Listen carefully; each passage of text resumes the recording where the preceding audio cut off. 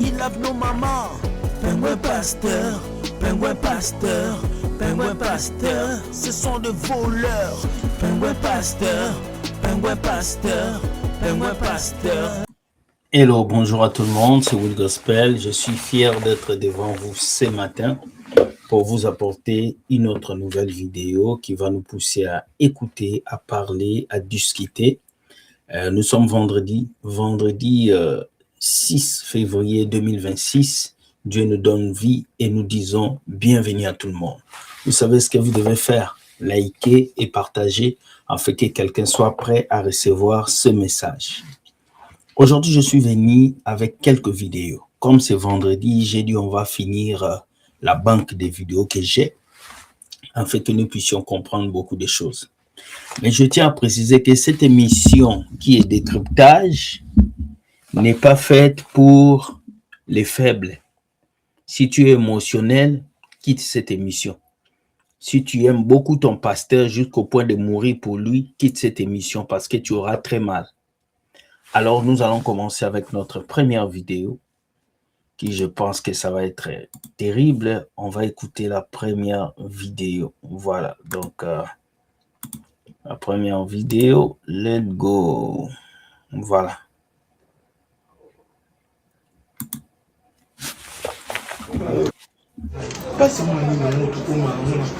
Yo kombono nani yesa kombono. Quel est ton nom? Kombono nani Elieza kombote.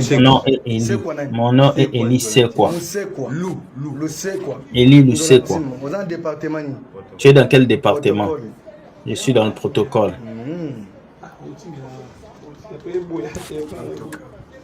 Lui, il s'appelle Eli Lu Sekwa. Il est protocole à l'église de Guégué. Vous connaissez Tonton Guégué? Moïse Mbie. Il a volé 6 paniers d'offrandes. On l'a attrapé parce qu'il a volé l'offrande. Donc on l'a attrapé, on l'a exposé. Le frère, c'est un voleur d'offrandes. Voilà, dans les églises, les gens qui servent dans la chorale volent l'offrande. Mais le problème, c'est pas vraiment le frère qui a volé l'offrande. Le problème, c'est le voleur d'offrande original qui est ce pasteur, qui est vos pasteurs qui volent des offrandes depuis des années et ils volent des dîmes et ils volent même les femmes des gens. Vous ne voulez pas qu'on les expose. Mais un simple frère qui a volé juste un panier d'offrandes, regardez comment on l'a exposé. C'est triste. Est-ce que ce que tu as fait, c'est bon? Il dit non, c'est pas bon. Tu as déjà volé combien de fois? Jeudi et dimanche, c'est fini. Donc, on lui pose la question, tu as déjà volé combien de fois à l'église? Il a dit 2 fois, le jeudi et le dimanche. Et puis on lui pose la question maintenant. Et aujourd'hui, tu as volé? Il dit non, ça n'a pas marché. À l'église, hein, c'est pire, hein, c'est terrible, hein, vous pouvez comprendre. Donc, notre frère voleur d'offrande a dit il a volé 2 jours et il voulait voler maintenant, ça n'a pas marché. Regarde la tête du gars. Là, vous, les sœurs de l'église, quand vous voyez ces frères dans les églises, vous dites c'est des grands frères. Oh, je veux épouser un homme de Dieu. Voilà, c'est un voleur d'offrande. Il est à l'église, il est au protocole. Oui, il est au protocole, non? Comme Judas. Judas était avec Jésus, non? Mais il volait l'argent dans la caisse. C'est ce que lui aussi il fait. Voilà. On va continuer pour finir. Aujourd'hui, ça a raté. Aujourd'hui, tu as raté, oui. Tu as dit, vous volez à qui? Il dit, vole tout seul. Donc voilà, donc ils ont arrêté ce frère. C'était un voleur d'offrande à l'église de Moïse Mbie. Mais vous devez aussi arrêter Moïse Mbie parce que lui, il est le voleur des dîmes. Il s'est même acheté une Bentley fantôme. Hein? Donc moi, je ne comprends pas comment est-ce que votre propre pasteur, c'est un voleur des dîmes. Mais vous prenez un frère qui est simple pour l'exposer. Exposez aussi les faux pasteurs. Vous n'exposez pas ces gens-là. Mais quand un frère seulement vole un peu d'offrande, vous êtes chaud sur lui. Voilà l'église. L'église est devenue vraiment un lieu. Je dis, si Jésus était là aujourd'hui, il n'allait pas seulement chicoter. Je pense que Jésus allait même casser des têtes. Jésus allait frapper beaucoup. Non, Jésus n'allait pas seulement chicoter dans les temples. Jésus allait faire plus pire que ça. Regardez, un frère qui vole les offrandes, on l'expose. Mais les pasteurs qui détruisent les vies des gens et on ne les expose pas. Et c'est des super hommes, des daddies. C'est ça l'hypocrisie de l'église. Ça me fait mal. On va passer à la deuxième vidéo. Let's go. Les sœurs, vous qui aimez les frères de l'église. J'aime les frères là. Il est vraiment au protocole. Il prie bien. C'est un voleur d'offrande. Les frères voleurs d'offrande, je vous salue. On va passer à la deuxième vidéo. J'en peux plus de ces chrétiens, c'est pas possible. Deuxième vidéo, c'est la guerre des vies. Deuxième vidéo, c'est...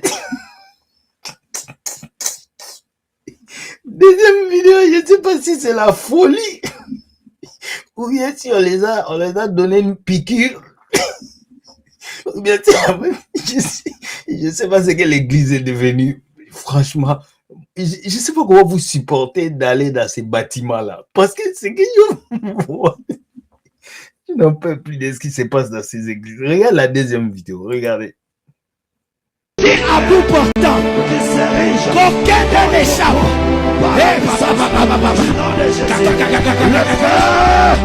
Le feu. Et à bout portant, qu'aucun ne n'échappe.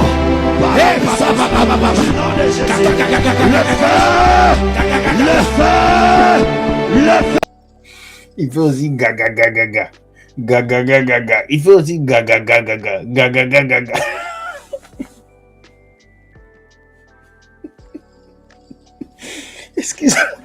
Excusez-moi, c'est que je me rends compte à quel point la bassesse a atteint son niveau dans ces églises bâtiments. Je me rends compte à quel point. Regardez un papa responsable de son état. Regardez ce qu'il fait. Un papa responsable. Regardez ce qu'il fait. Regardez. Comment vous pouvez vous réduire à ces niveaux chrétiens? Dieu dit le combat que nous menons est un combat spirituel. Regardez, il a pris même une arme en bois. Qu'est-ce qu'il fait avec ça? Mais est-ce que nous sommes encore des humains? Maintenant, dans un coin comme ça, vous allez me dire des parties prier. Pourquoi je vais aller prier là où il y a des comédiens comme ça? Ah, chrétien. La Bible a dit, Dieu les a donné un esprit d'égarement. Voilà l'esprit d'égarement. C'est triste, hein? C'est triste ce que moi je trouve ici. C'est triste. Hein?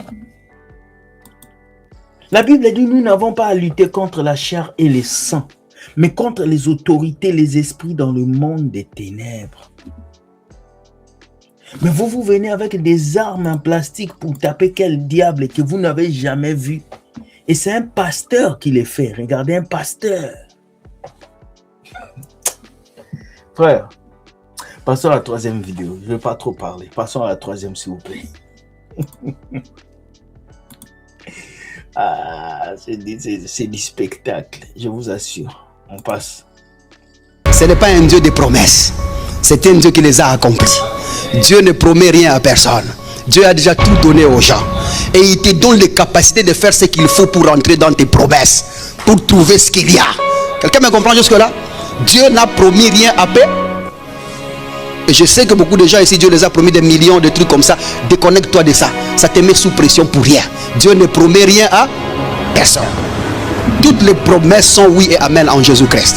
Le jour où tu as reçu Jésus-Christ comme Seigneur et Sauveur, Dieu a accompli toutes ses promesses. Et il ne te doit plus rien. Alors joue ton rôle. Fais ce qu'il faut faire. Exerce la puissance qui est en toi. Exerce le pouvoir qui est en toi. Et obtiens ce que tu cherches au nom de Jésus-Christ. Je parle bien jusque-là? Dieu nous a promis Jésus. Jésus dans ta vie comble tout ce dont tu as besoin. Jésus est venu combler et c'est à toi de travailler fort pour que tout ce que Dieu a mis en toi puisse se manifester. Sinon, les promesses de Dieu sont déjà dans ta vie, c'est déjà accompli. Mais toi, tu dois travailler pour que ça puisse s'accomplir.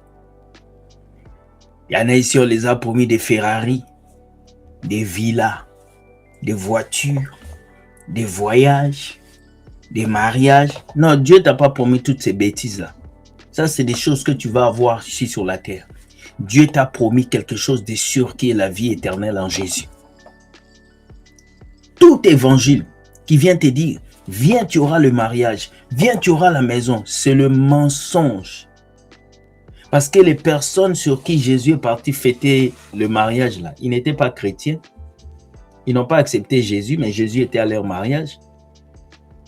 Zachée que nous avons vu hier, il était déjà riche avant de rencontrer Jésus. Zachée n'a pas rencontré Jésus et il a eu un travail. Non. Zachée n'a pas rencontré Jésus, il a eu l'argent. Non. Il avait l'argent avant de rencontrer Jésus. On ne rencontre pas Jésus pour avoir des villas, des voitures. Non. On rencontre Jésus d'abord pour le salut de son âme. Et toute autre chose va se coller à toi. Parce qu'il a dit, voici les miracles qui accompagneront ceux qui auront cru.